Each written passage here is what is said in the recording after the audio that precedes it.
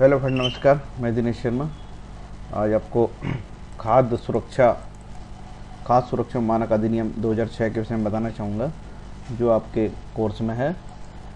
इसके पहले कि मैं खाद्य सुरक्षा मानक अधिनियम 2006 के बारे में बताऊं, आपको ये बता देना चाहता हूं कि इसके पहले खाद्य अपमिश्रण निवारण अधिनियम 1954 था। The prevention of food and adulteration act 1954, sorry 61 लिखा है, ये 54 है, ठीक है।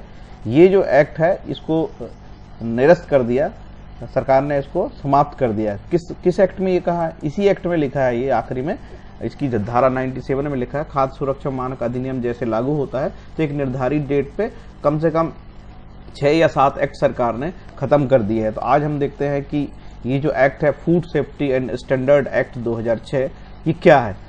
खाद्य सुरक्षा मानक अधिनियम 2006 भारत के राष्ट्रपति की अनुमति से दिनांक 23 अगस्त 2006 और राजपत्र में प्रकाशन तिथि 24 अगस्त 2006 है। इस एक्ट की अलग अलग धारा है और अलग अलग तिथि में लागू हुई है। इसीलिए इस विषय में ये कहना है कि ये एक्ट एक्चुअल कब से लागू हुआ थोड़ा कठिन है, लेकिन मैं फिर भी आपको बता देता हूं कि जो राजपत्र में डेट है उसी को हम फाइनल मान सकते हैं कि 24 अगस्त 2006 को ये एक्ट राजपत्र में आ गया था। तो 24 अगस्त 2006 को ये एक्ट वहां से लागू हुआ है। 24 अगस्त 2006 को food safety and standard act 2006 लागू हुआ, ऐसा मान सकते हैं। इस एक्ट में कुल धारा 101 है। धारा 3 में इसकी परिभाषा है और 3A में लिखा एडल्ट्रेंट मीन्स अपद्रव्य, खाद्य को असुरक्षित और मिथ्या छाप वाला यानी कि मिसब्रांड मीन्स सब स्टैंडर्ड और मानक बनाता हो। ऐसा एडल्ट्रेंट क्या कहलाता है? जो खाद्य को असुरक्षित और मिथ्या छाप वाला यानी मिसब्रांड, नकली जो चीजें बनाई जाती है ना, उसको मिसब्रांड बोलते हैं।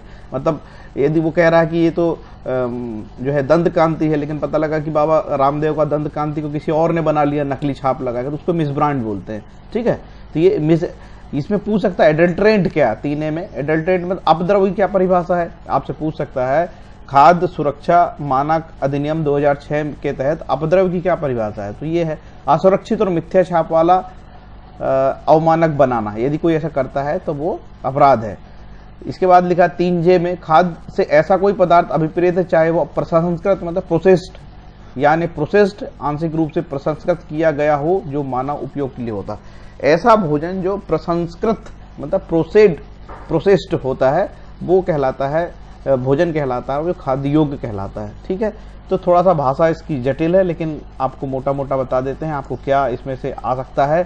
Food safety and standard act 2006, खाद्य सुरक्षा मानक अधिनियम 2006 की धारा 43(1) में फूड अथॉरिटी ऑफ मान्यता प्राप्त फूड अथॉरिटी होगी एक तो, जो एक मान्यता प्राप्त प्रयोगशाला को मान्यता देने की संस्था यानी कि या अपने कोई एक बोर्ड बनेगा, ठीक है।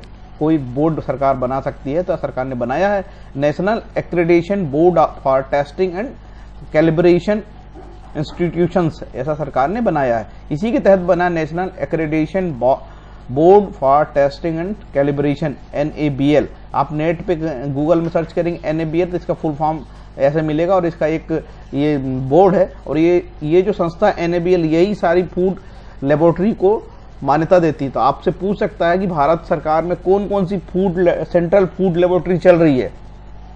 तो रक्सौल चंपारण बिहार में एक चल रही है, केंद्रीय खाद्य प्रयोगशाला कलकत्ता में चल रही है, एक मुंबई में चल रही है, गाजियाबाद उत्तर प्रदेश में चल रही है। तो ये 4 सेंट्रल फूड लेबोरेटरी है जो सरकार ने राजपत्र में प्रकाशित करके इसको अधिकृत किया है। अब ये चारों संस्थाओं को कौन मान्यता देगा? इन चारों संस्थाओं को NABL मान्यता देगा। तो NABL एक इससे भी बड़ी संस्था आजकल बन गई है। NABL का काम है कि जो भी फूड लेबोरेटरी है उसको मान्यता देना, रिकॉग्निशन करना कि ये वास्तव में इस लायक है, इतना इसका कैलिबर है कि ये सब चीजों की जांच कर सकेगी। तो आपका जो फूड सेफ्टी स्टैंडर्ड एक्ट बहुत बड़ा और बहुत विशाल बन गया है, ओके। इसमें एक्ट इसका जो टोटल मैंने पढ़ा इस एक्ट को, तो निश्चित रूप से इसकी धाराएं भी बहुत बढ़ गई हैं और इसमें सजा का प्रावधान भी बढ़ गया। कुल धारा इसकी 101 हो गई है। तो ये आपके काम की चीज है। सेंट्रल फूड लेबोरेटरी केंद्रीय प्रयोगशाला कहाँ कहाँ है? रक्सौल चंपारण बिहार में, कलकत्ता, मुंबई, गाजियाबाद में, ये पूछा जा सकता है ना। अब इस धारा में, इस एक्ट के तहत धारा 50 से लेकर 64 तक दंड का प्रावधान है। तो 50 से लेकर 64 तक तो मैं नहीं बताऊंगा, लेकिन कुछ मोटा मोटा आपको बता देता हूं। धारा 50, ऐसे खाद्य का विक्रय करना जो मांगी गई प्रकृति का नहीं है यानी कि क्वालिटी का नहीं है, 5 लाख से अधिक का नहीं होगा। तो इसमें क्या होगा? जुर्माना है 5 लाख। जुर्माना ऐसा है जो 5 लाख से अधिक का नहीं होगा, मतलब 5 लाख तक का हो सकता है, ओके।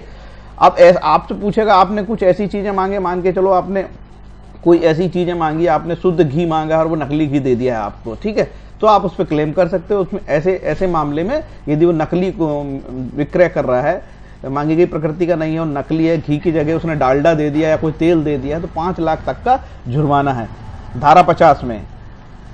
इसके बाद धारा 51 में सब स्टैंडर्ड फूड पदार्थ के लिए शास्त्रीय, कोई अवमानक है, मान के चलो कोई नकली चीज वो बेच रहा है तो वो घी, लेकिन घी जैसा नहीं दिखता है, या और कोई चीज है आपको ऐसा लगता है ये तो सब स्टैंडर्ड है यार, बहुत घटिया है, तो 5 रुपए तक की हो सके, इसमें भी 5 लाख तक का जुर्माना धारा 51 में।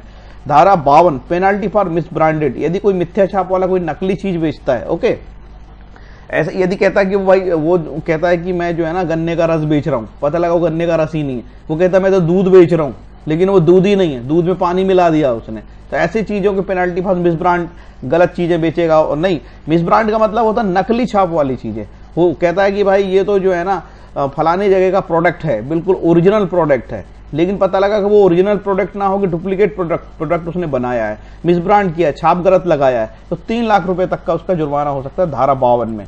Okay, penalty for misleading advertisement, यदि कोई गलत प्रचार करता है, गलत प्रचार करके अपना माल बेचता, बोल देगा ओरिजिनल घी मिलेगा, बोलेगा, और पता लगा ओरिजिनल घी है ही नहीं उसके, और दुष्प्रचार कर रहा गए तो कुछ और मिल रहा है, 10 लाख रुपए तक के होगा इसमें जुर्माना, ठीक है। तो निश्चित रूप से पहले जो सरकार ने 1954 का फूड एडल्ट्रेशन एक्ट बनाया था, उसमें तो 6 माह तक की सजा थी, 6 माह से 3 साल तक की सजा थी, और जुर्माना मात्र बहुत कम था जुर्माना, ठीक है, 15,000 ऐसा कुछ जुर्माना था। तो सरकार ने इसमें लाखों रुपए के जुर्माने बढ़ा दिए, तो एक्ट निश्चित रूप से प्रभावी हो गया है।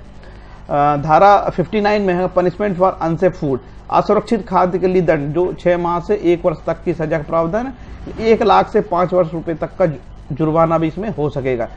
पनिशमेंट फॉर अनसेफ फूड, कोई असुरक्षित फूड बेचता, मतलब मान के चलो वो समोसे बेच रहा है और मक्खियां भिनभिना रही हैं, उसमें कोई ढका नहीं है, तो ऐसे यदि कोई अपराध करेगा तो 1 लाख से 5 वर्ष तक का जुर्माना और सजा का प्रावधान है जो 6 माह से 1 वर्ष तक की हो सकेगी। धारा 37 में फूड सेफ्टी ऑफिसर सरकार नियुक्त करेगी। पहले के एक्ट में क्या था, खाद्य निरीक्षक था, फूड इंस्पेक्टर था, अब इसमें चेंज हो गया है, फूड सेफ्टी ऑफिसर हो गया है। धारा 97 रिपील एंड सेविंग्स, निरसन और व्यावृत्तियां, ये बहुत इंपॉर्टेंट है। आपको इसमें जो है कौन कौन से एक्ट जो है निरसित हो गए हैं, खत्म हो गए हैं, इसके विषय में जानकारी दी गई है। ये जानकारी रखना आपको बहुत जरूरी है कि ये एक्ट बना है तो कौन से एक्ट इसके खत्म हो गए हैं, ठीक है। 97(1) में ऐसे तारीख से जिन्हें केंद्र सरकार उचित समझे, दूसरी अनुसूची में निर्दिष्ट अधिनियमितियां निरसित हो गई है। सरकार ने 5 अगस्त 2011 से दूसरी सूची के सभी अधिनियम को निरस्त कर दिया।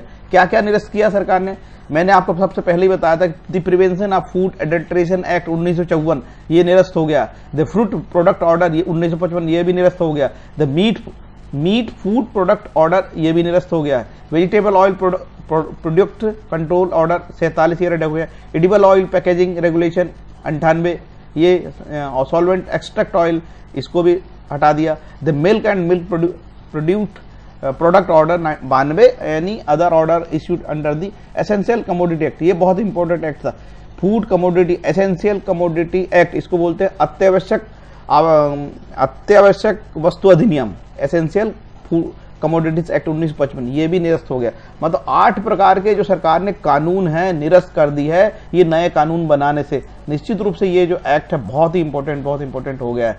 अब सरकार ने इसके लोग एक्ट को, इस एक्ट इतना बड़ा एक्ट है और इतना दमदार एक्ट है, इसके लिए सरकार ने एक अथॉरिटी बनाई, उसको बोलते हैं food safety and standard authority of India, फसाई। आपने नाम सुना होगा या आप हम नेट पे फसाई एक देखना, FSSAI ऐसा नेट पे लिखोगे गूगल पे तो आपको ये पूरा मिल जाएगा, food safety and standard authority of India. यदि आपको कोई होटल खोलना है या कोई भी लेबोरेटरी में कोई जांच कराना है तो ये सारी चीजों के लिए फसाई जिम्मेदार होता है, और फसाई से ऑनलाइन रजिस्ट्रेशन आजकल होने लगा है। तो फसाई की वेबसाइट में आपको बताता हूँ, ये फसाई की वेबसाइट है और यहाँ आप खोल के बहुत सारी इंफॉर्मेशन है, चाहे तो आप देख सकते हैं। इस प्रकार से ये एक्ट बहुत प्रभावी है। निश्चित रूप से ये एक्ट हो सकता है, इससे क्वेश्चन पूछ सकते हैं, food safety and standard act 2006। लेकिन मैंने देखा कि पिछले पेपर में खाद्य अपमिश्रण निवारण अधिनियम से रिलेटेड कोई बात पूछी थी, तो इस एक्ट के विषय में बता दूं, ये खाद्य अपमिश्रण निवारण अधिनियम 1954 में बना था। इसमें मात्र 25 धाराएं हैं और 6 माह से लेके इसमें 6 माह से लेकर 3 साल की सजा का प्रावधान था। तो ये जो अधिनियम था बहुत प्रभावी नहीं था, सरकार ने इसीलिए इसमें जो जुर्माना था वो भी बहुत कम था। क्योंकि जुर्माना बहुत कम था तो सरकार ने इसीलिए जो 2000 रुपए के जुर्माने थे, ऐसे जुर्माने बहुत कम थे। तो आज के डेट में जुर्माने इतने कम थे तो ये अप्रभावी हो गया था, लोग डरते नहीं थे। इसीलिए सरकार ने अब इस खाद्य मिशन निवारण अधिनियम को निरस्त कर दिया है। लेकिन पिछले क्वेश्चन पेपर में इससे भी कुछ रिलेटेड क्वेश्चन पूछ लिया था कि खाद्य मिशन निवारण अधिनियम के विषय में, ठीक है। तो आपको याद रखना होगा ये एक्ट जो है अब निरस्त हो गया है, तो आपको इसकी अब चिंता नहीं करनी है। फ्रेंड्स, ये वीडियो आपको कैसा लगा? यदि वीडियो अच्छा लगा तो बताइए, और कोई नए टॉपिक पे वीडियो बनाना हो तो मेरे कमेंट बॉक्स में लिखिए, जिससे कि मैं आपको फटाफट बना सकूं वीडियो, क्योंकि समय बहुत कम है। कई लोग बोल रहे हैं कि ये किताबें नहीं मिल रही, तो आपसे निवेदन है कि जो आपके पास किताबें मिल रही हैं, जो जैसा है वैसे ही पढ़ें। 8-9 दिन में आप ज़्यादा कुछ नहीं कर पाएंगे, इसलिए जो जैसा है पढ़ लीजिए। मैं कोशिश करूँगा आपको और भी जो टॉपिक है उस पर या बाल विकास पे एक दो लेक्चर और बना दूँ इसमें, जिससे कि आपको थोड़ी मदद मिल जाएगी। Okay, Hare Krishna, thank you.